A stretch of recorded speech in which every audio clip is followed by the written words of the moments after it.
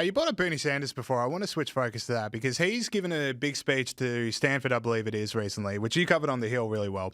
And he's talking about big tech, and he's talking about the fears that are coming when the world's handed over to tech oligarchs, and he's quite worried about what that means for the future. We've got a clip here. When we have more income and wealth inequality than we have ever had, the AI revolution is being pushed by the very, very wealthiest people in our country, including folks like Elon Musk, Jeff Bezos, Larry Ellison, Mark Zuckerberg, and Peter Thiel, and others. But a small number of multi-billionaires are investing huge sums of money in AI and robotics. And the question that we've got to ask ourselves is, why are they doing this? Are they doing it because they want to improve the standard of living? All right, so he's really calling out the tech billionaires there. We know who he's talking about. Elon Musk, Sam Altman, Zuckerberg, the big tech billionaires. And he's coming from a very, classic Bernie Sanders. I care about the working class. I care about making sure the people are protected, strong unions, etc. And there was another part which you honed in on, which I want to play now as well. Tax breaks to these large companies, they will create these technologies.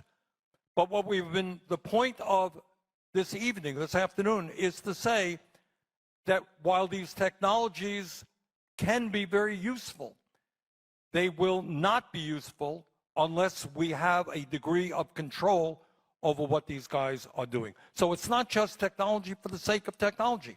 It's technology to improve human life. All right? Please. So the message I'm picking up here is that from Bernie Sanders saying, I don't really understand where AI is going. I don't really understand what these tech billionaires have in store for us. And because I don't understand it, therefore the government could control it. Now, what I worry about is, look, I've got one foot in each camp on AI. I think it can be an incredible force for good. I can also go full, Unabomber when thinking about what some of the AI stuff could come for us. But what I certainly fear is that if we hand over regulatory control to the government, we've got people who've got no idea about technology, that seem to be proud of the fact that they don't know anything about technology, now deciding the regulatory environment under which technology can be developed. That seems way worse than whatever Bernie Sanders is scared of. Yes, absolutely. People who are ignorant of the technology behind this. Every time these tech leaders are hauled before Congress and questioned by our members of Congress on both sides, by both Republicans and Democrats, I'm horrified at the basic lack of knowledge of the people who represent us. It doesn't help that the people who represent us are very, very, very old, oldest Congress ever. That's one problem.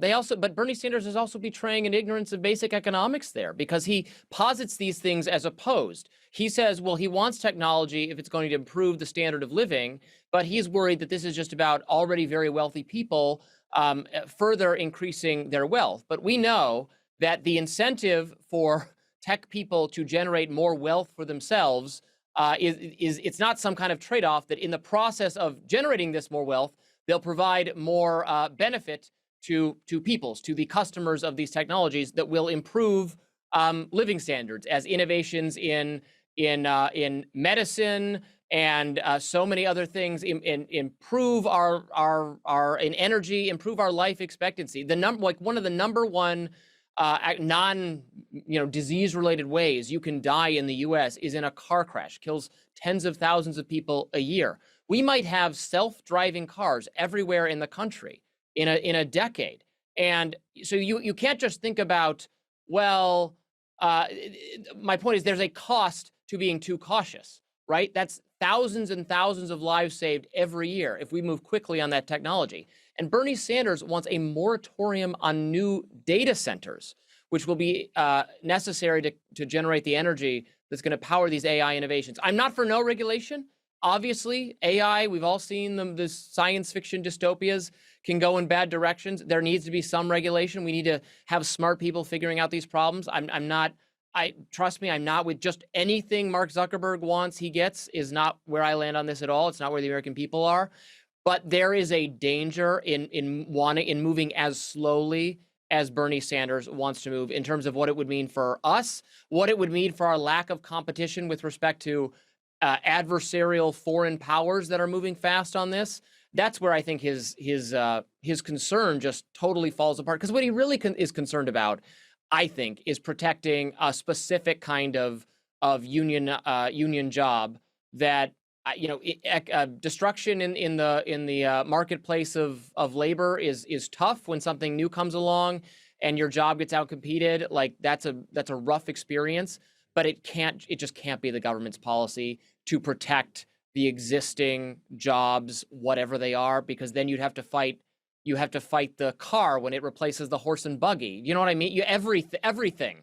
You have to fight automation. You have to fight things that make goods and services cheaper, housing cheaper. Everything has to be opposed on that argument. It just doesn't make any sense if you follow it to its logical conclusion. Yeah, I'm glad you brought up that horse and car analogy, because I think back to like some of the other seismic periods of turnover in economic history, right? Like the Industrial Revolution, all these new technologies get brought in, which completely renders a whole lot of the workforce, useless, but at the same time didn't create unemployment because there's new jobs to find. I think about the rise in genetically modified crops, right? Scary. We're bringing all this new technology in.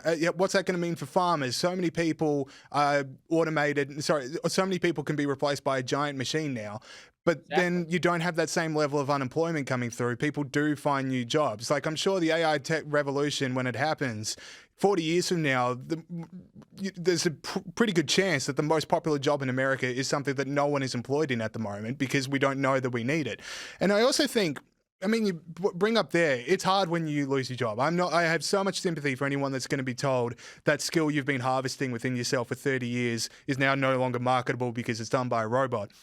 But at the same time, you think about genetically modified crops, think about the Industrial Revolution, think about the car replaced by a horse.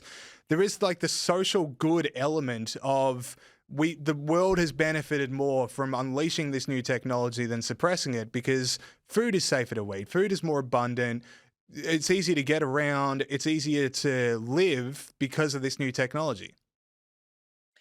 Right. I mean, the smart thing to do, and unfortunately, this is a policy that is not very popular. People tend to say, I don't want a handout. I just want a good job. I want my job protected. But really, economists will say it should be the other way around. If it's economically efficient to eliminate your job, and that's going to increases productivity and profits and wealth, but then some of that wealth should be, the government should redistribute it to you so that you are not so negatively impacted. That's not necessarily even a libertarian mindset at all, because I'm not in favor of a massive redistribution. But that makes more sense than trying to keep us all doing backbreaking farming labor, because that's what we know how to do and that's what we're good at. To your point, right? Fewer people do that kind of work, and we have more food and we feed more people, and fewer people globally starve because it gets replaced and people do new things. New jobs are created. I have no doubt that a lot of very tedious research-related work in the legal field, in other fields of where research is done, is going to be quickly automated by AI at a very high level, and then that's going to cause a lot of creative destruction. That's going to happen, and it's going to be hard for some people, but it's going to lead to massive gains in productivity and thus prosperity, and new jobs are going to open up because of that. I can't predict to you what those are. I can't even describe them. I can't imagine them. But it's going to free people to be more creative, in some cases to do more of what they love. Like people today are making a living. Young people are making a living posting videos of themselves on TikTok and Instagram, doing dance videos or makeup tutorials. Like there are more creative ways to make a living that were not available to the serfs, because all you could do was dig a hole and plant something, because we didn't have all this wonderful technology. So there's so much missing the forest for the trees that goes into when people talk about the destruction that's going to occur. That doesn't mean it's all going to be good, or that we have to be totally hands-off in terms of the regulatory environment. Of course not. But just saying a blanket statement, we must halt this, we must pause this, as Sanders is doing, I find so irresponsible on an economic, moral, on every level, philosophically wrong.